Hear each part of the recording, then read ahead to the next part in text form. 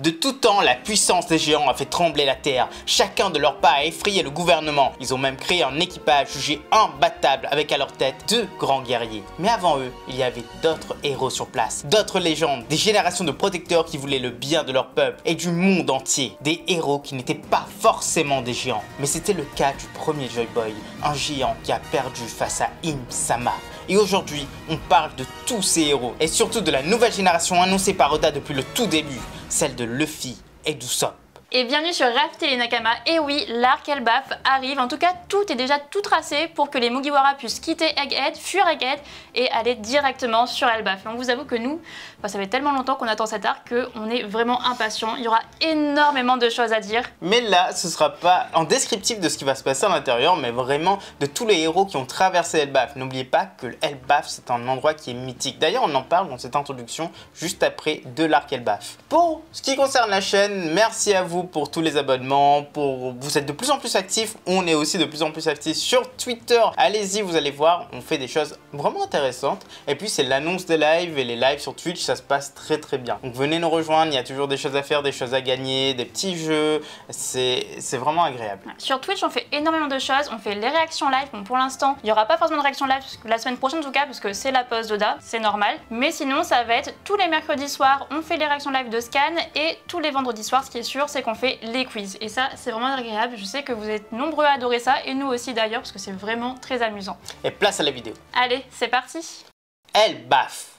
Elbaf est l'un des premiers lieux mythiques évoqués dans One Piece. Dès l'entrée sur Grand Line, les Mugiwara vont se retrouver sur Little Garden. Un nom qui est bien trompeur car les lieux sont peuplés d'animaux gigantesques, des animaux préhistoriques. C'est Onigashima mais un peu plus version jungle et un peu plus dangereux on a l'impression quand même. Eh mais c'est King! King, mais t'es vachement plus beau aujourd'hui, hein. Je sais pas si on te l'a dit. Bref, l'équipage va tomber sur les 2 géants qui peuplent les lieux. Et ils vont faire ami-ami. Et c'est là qu'ils vont entendre pour la première fois le nom qui va faire frémir d'excitation tout l'équipage. Et forcément, tout fan de One Piece également. Elbaf. Qui en soi est juste fable à l'envers. Et ce n'est pas pour rien, car c'est le pays des contes, le pays des rêves. Et on comprend tout de suite son histoire, car toute bonne fable a des méchants et surtout des héros. C'est donc l'île des héros. Et voici ce listing hyper complet de tous les héros d'Elbaf.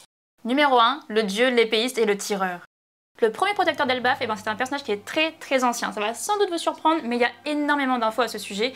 Et d'ailleurs, ce personnage, c'est tout simplement Nika, le fameux dieu. Et on s'explique. Pour nous, Nika est un dieu qui revient à la vie à chaque génération. C'est un homme qui deviendra le Joy Boy. Le mythe est simple. En des temps anciens, le monde était plongé dans des ténèbres. De nombreuses personnes étaient réduites en esclavage. Et lui, il est sorti de nulle part. Il a commencé à libérer des peuples entiers en dansant avec ce cœur qui bat au son du tam-tam. Il rendait les gens vraiment heureux. Et pendant combien de temps il a fait ça? Ça on ne le sait pas, mais c'était juste avant le siècle oublié. Joy Boy était choisi parmi les géants, et oui, car pour nous, Joy Boy peut se réincarner peu importe la personne ou l'espèce. Bon certes, maintenant il est véhiculé par le Gomu Gomu, ou plutôt le Ito Itonomi modèle Nika. Mais à l'époque, ce n'était pas le cas, et le Gorosei n'était pas sûr que ce fruit était le Gomu Gomu après tout. Mais bon, tout ça, ce sera une autre théorie. Mais pour simplifier, on dira que l'homme le plus apte des royaumes antiques devait manger ce fruit et devenir le dieu Nika. Mais pourquoi est-ce qu'on dit que ce dernier Nika connu était un géant?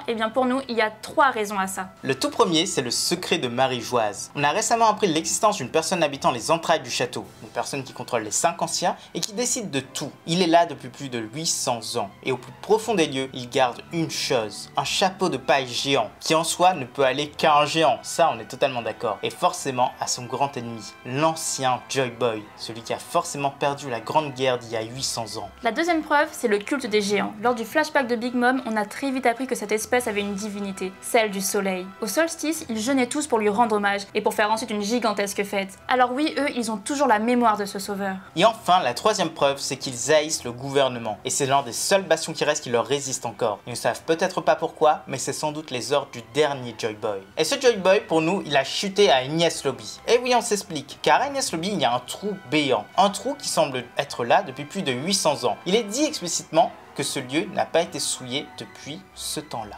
800 ans pile. C'est pas assez bizarre pour vous? Eh bien pour nous, oui. C'est comme si qu'à l'époque, il y avait une énorme bataille qui avait eu lieu à cet endroit et que toutes les troupes étaient présentes. Les troupes de Joy Boy face aux troupes du futur gouvernement. Et ils ont utilisé une arme antique qui a détruit les troupes de Joy Boy et qui a laissé un énorme trou béant. Joy Boy a survécu, mais il n'avait plus de force. Il n'avait plus assez de force pour se battre contre le gouvernement qui était bien trop nombreux. C'est comme ça que la guerre s'est finie. D'ailleurs, Enies Lobby, c'est le lieu de la justice. Quoi de mieux que le lieu de la justice, que le lieu qui a rendu la première justice du gouvernement? C'est un symbole, tout un symbole. Oda aime les symboles, tout le monde aime les symboles, et c'est totalement logique. On le dit depuis un an. D'ailleurs, si vous voulez voir, si on n'oublie pas la vidéo qu'on avait fait il y a plus d'un an sur Lily Nefertari, à l'époque on l'appelait pas Lily parce qu'on ne connaissait pas son nom, mais aussi le siècle oublié et le trou d'Enies Lobby apparaît en haut à droite.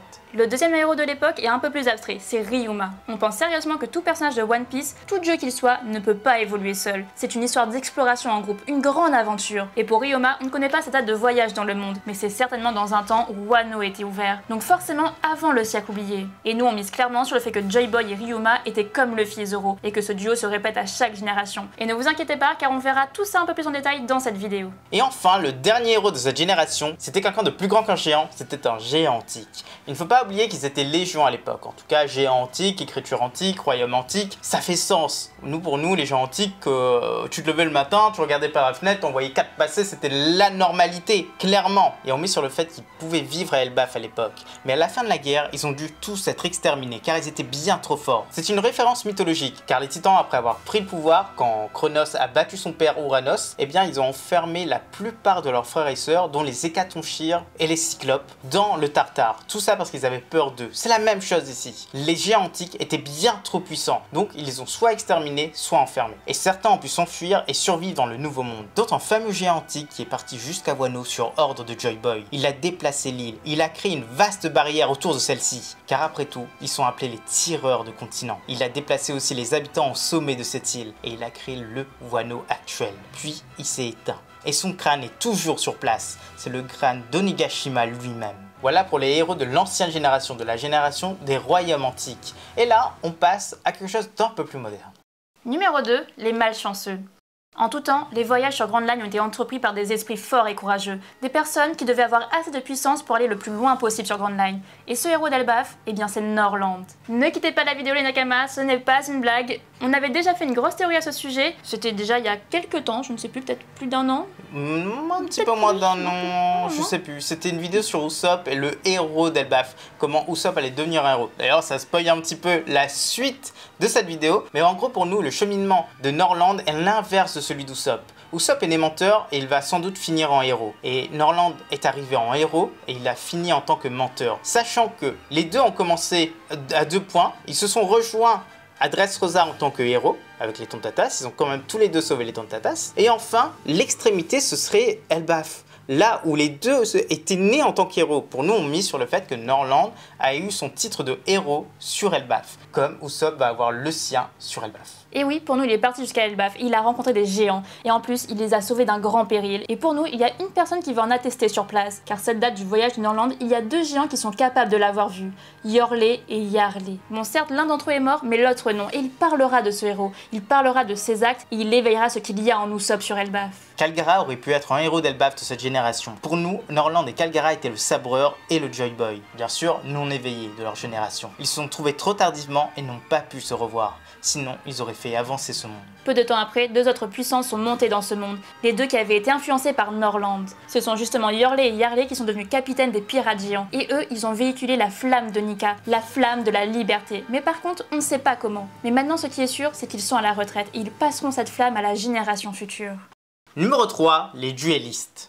Dès l'entrée sur Grand Line des Mugiwara, ils ont été témoins de choses incroyables, dont l'apparition des 2 géants Dory et Brogy, 2 personnes qui se sont toujours fait rêver, de par leur stature et de par leur puissance. Leur histoire d'ailleurs, elle est plutôt cool. Ils sont devenus 2 capitaines de leur équipage et ont mené la flotte des géants à travers le monde. Ils ont déferlé sur les mers au point où ils sont devenus une menace pour le gouvernement. Hélas, ils se sont fâchés et ils ont cru bon de se départager lors d'un duel à la mort. Et ils sont restés 100 ans sur Little Garden à s'affronter. 100 ans où leur équipage a dépéri à cause de leur absence et où ils se sont même fait attraper. Et oui, c'est leur faute, ça, on en est certain. Certes, Dory et Brogy sont de très grands guerriers, mais pour nous, ils n'ont pas eu cette flamme. Ils n'ont pas été des héros réellement d'Elbaf. Ils ont été des héros voyageurs, de grands voyageurs, mais ils n'ont rien fait, en tout cas pour le moment, pour sauver Elbaf. Ce qui arrivera assez tôt, mais ce ne sera pas eux qui le feront, mais des personnes qui vont adouber, dont Usopp. Aujourd'hui, ils sont bien de retour sur leur île, mais leur roi est maintenant un autre géant, un certain Loki, dont les actes sont encore inconnus. Bref, on ne considère vraiment pas ces 2-là comme des héros d'Elbaf pour le moment. Numéro 4, les rois. Deux héros d'Elbaf sont assez méconnus, c'est Roger et Riley. Ça paraît assez abstrait et pourtant pas du tout. On sait très bien que ces deux-là ont passé des années à faire le tour de Grand Line, à chercher les poneglyphes avec leur équipage, à explorer des îles pour l'aventure. Alors forcément, s'ils n'étaient jamais allés sur Elbaf, eh bien ce serait vraiment un comble. Et pour nous, eh bien là aussi ils étaient un peu comme Luffy et Zoro. Ils vivaient des aventures à chacun de leurs passages et leur histoire avec Elbaf n'a pas commencé simplement, mais exactement comme pour les Mugiwara. Ils sont d'abord tombés sur Dory et Brogy à leur époque, à leur premier passage sur Little Garden. Et ça, c'était il y a environ 50 ans. Et oui, le duel des deux géants était bien en cours. Alors ils ont tous discuté d'Elbaf. Puis forcément, eh bien ils y sont allés. Ils ont appris à connaître les habitants. Et à chaque passage sur Little Garden, Roger et les autres donnaient des nouvelles de leur île aux deux capitaines géants. Puis sur Elbaf, ils ont raconté leur aventure à ce pays enclavé et donné des nouvelles de Dory et Brogy. Ils sont forcément devenus des personnes très importantes et aimées sur place. Ils protégeaient même les lieux de temps à autre. Shanks, Baggy, tous avaient des liens avec ce territoire, ce qui aidera aussi pour la suite de cette vidéo. D'ailleurs, Roger et Riley ont dû faire une chose énorme sur place. Peut-être défendre l'île des marines, ça on ne sait pas, il faudra sans doute attendre Elbaf pour le savoir. Numéro 5, le serpent rouge. Pour nous, Baggy a un lien énorme avec Elbaf. Pour nous, il est parti sur place. Il a même connu Dory et Brogy, on vient de le dire. Et surtout, il avait 5 géants dans son équipage. On sait que les géants ne vont pas avec n'importe qui, n'importe comment. Et c'est souvent considéré comme une trahison. Or, Adjurnin, c'est le géant par excellence qui déteste tout ce qui est déshonorable. Pour lui, il ne vit que pour Elbaf, il ne vit que pour avancer la cause d'Elbaf. Jamais il n'aurait rejoint Mama, jamais il n'aurait rejoint la marine.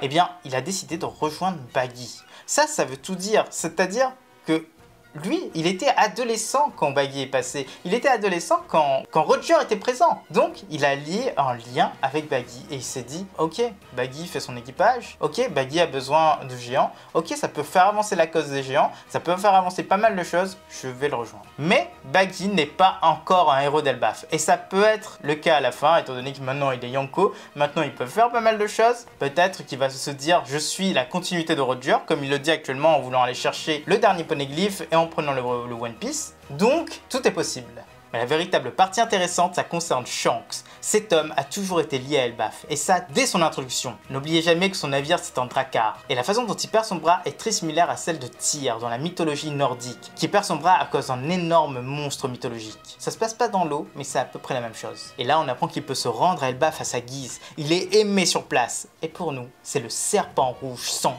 d'Elbaf. On sait très bien qu'il se bat en utilisant son haki pour étouffer son adversaire, comme un serpent le fait. Et le rouge, c'est clairement sa couleur capillaire. Il est lié à cette île, ça c'est certain. Sans compter le fait qu'ils connaissent Dory et Brogy, ça c'est lié au voyage de Roger également. Il a dû les croiser plus d'une fois, et petit à petit, il a pris la place de Roger. C'est lui qui transmettait les informations entre Dory et Brogy et Elbaf. Il est devenu Yonko et a fait de l'île son territoire, un lieu loin du gouvernement. Et il est devenu un héros des dieux, que même Dory et Brogy respectent et lui accordent obéissance.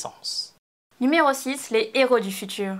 Et enfin, pour finir cette vidéo, eh bien voici les deux grands héros qui vont monter sur place et qui vont devenir totalement idolâtrés par tout le monde. Le tout premier, c'est Luffy, évidemment. Il va devenir le dieu des lieux. Après tout, c'est le soleil. Et d'ailleurs, l'histoire de Joy Boy, elle sera un peu plus connue. Luffy comprendra que son fruit n'est pas le Gomu Gomu, mais le Ito Ito no Mi. Il aura aussi d'autres informations sur l'origine de ce fruit. Et le second qui deviendra un héros, ce sera forcément Usopp. Comme on l'a dit, c'est un Norland inversé. On va le voir faire un level up du futur. Un level up qui va laisser tout le monde bouche bée. Et d'ailleurs, sur place, il va peut-être même battre Loki. Et ça, ce serait vraiment génial. Mais ce qui est certain, c'est qu'il n'y aura pas de rencontre entre Shanks et son équipage sur place. Évidemment, ils sont déjà partis. Et on apprendra la chute de ces héros d'Elbaf face à Barbe Noire, alors que les nouveaux seront en train de monter sur place.